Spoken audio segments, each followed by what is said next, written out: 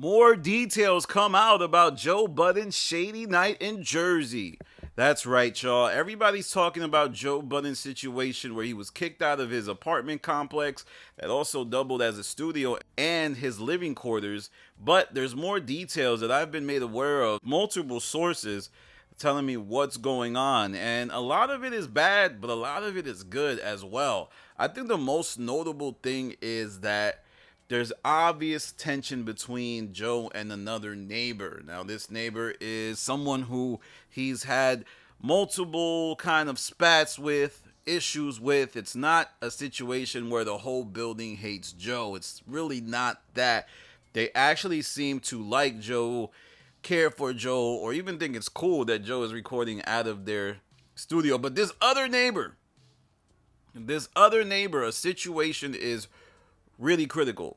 So remember on the pod when Joe was talking about interacting with a neighbor, and along the way he said that she was racist, or he called her racist?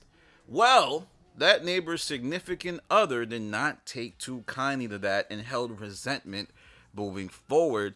And I think that's what may have led to this ultimate confrontation boiling over. I think had Joe had a decent rapport with his neighbor, they might not have gone to the ultimate levels of calling the cops, escalating, getting lawyers involved. But because of the bad blood, this thing got out of proportion and it went real crazy.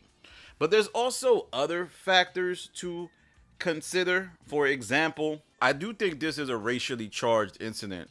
Now, the reason I think that is there's a lot of real demographics. Like this building, even though it might be more diverse than like a small town in a flyover country, but it's still gonna be like Joe's gonna be of a certain background that is not easily replicated in that building.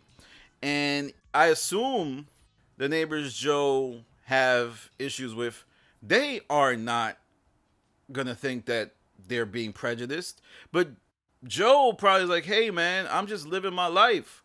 I'm just recording. I'm not necessarily doing anything bad. You have this perception of me because of maybe your background. And then Joe goes on the pod and accuses the neighbor of being racist, and that is kind of just a cluster, you know what, of emotions and so what and so on. But I will say, after seeing, evidence of the night of, and even kind of getting multiple sources, it does feel like the cops were a bit overkill. Like from what I seen, there was like mad cops at the building. I'm talking about like it was almost as if Pablo Escobar went over there and was threatening to bomb the complex. And for me, I would pretty much ensure that Joe thinks that this was a situation where things were blown out of proportion. But there's also other reports from TMZ that indicate that maybe this should have been escalated. But it was a situation where Joe was banned from the apartment complex. He was banned. He couldn't come back. And if he did come back, he had to be escalated by the front desk and so on and so forth. Also, the studios were right on top of his complex. So essentially, imagine a situation where he's on the third floor and then on the second floor is where he lives. And yeah, once that awkward situation between Joe and the neighbors happened, it was essentially over. It was essentially as if it would never matter and Joe could never be around the premises. And on top of that, I think Joe doesn't want to be there anymore. I think Joe realizes that his days there are numbered. Even if they're able to rectify the situation, that building cannot hold Joe's operation anymore. And I want to reiterate from a previous video that I don't think they're mad. The neighbors are at recording, from what I gathered. A lot of people think the neighbors are my source. They certainly aren't. I'm not talking to the neighbors of Joe Budden that filed this, because if I was, I would probably be more take sides against Joe. But I actually think this situation, the optics are terrible. And I do think Joe made a severe misstep in going over there and escalated this past a point where now all of the factors are now starting. It's a gray area, the racially motivated part. Maybe Joe is a bit ostracized by that community for what he's bringing, being a representative of hip hop culture, being someone who, even though they enjoy him, his presence is unnerving. And even though they look up to him, they're like, oh man, he got that Rolls Royce. Oh man, he got that Ferrari. But just the idea of someone with such a loud platform being able to go to the pod and paint a picture of the complex as being, racist is scary. But then again, Joe is probably like, no, there's evidence of me being mistreated because of the way I look. So it's just a lot going on. And as for how this impacts the show moving forward, he's probably like, thank God I'm alive, because I do think Joe was close to the gun line. I've said this in a previous video.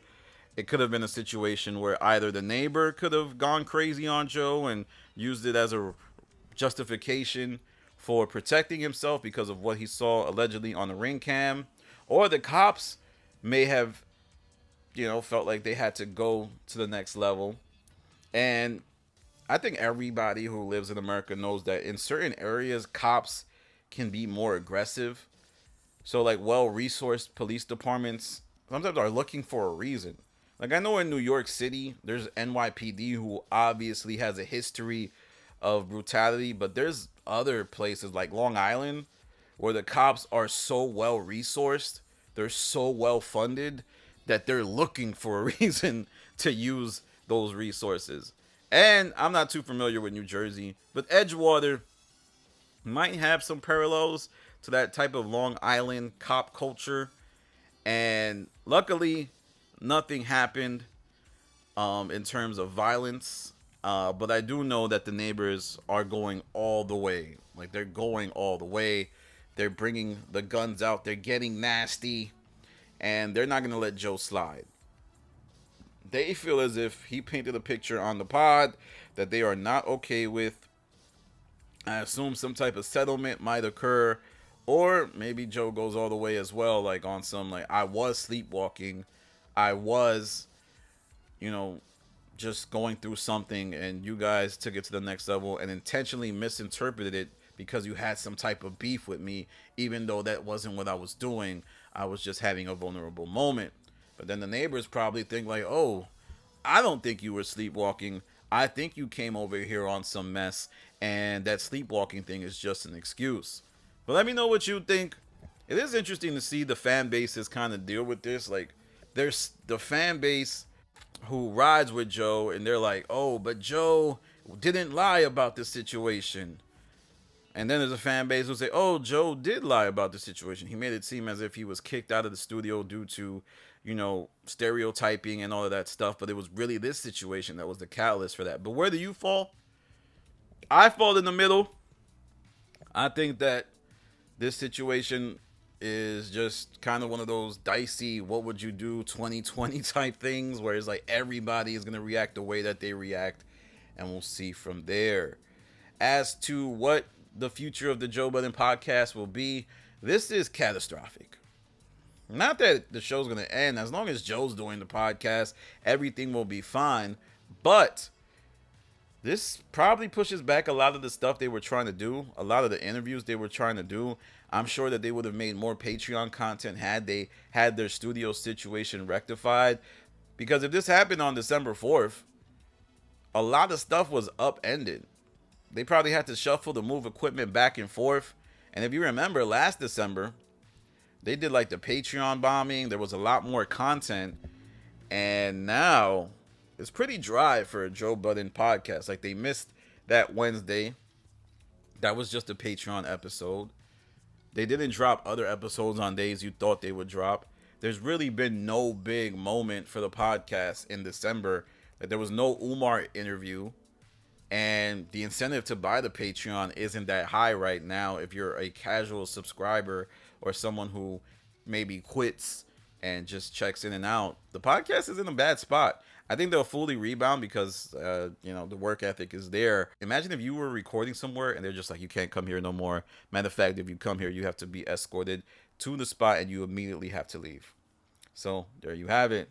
All right, Joe, let me know what you think in the comments. I want to end this by saying subscribe to my Patreon. We're doing good work over there. This is Danny from the Stop. Peace.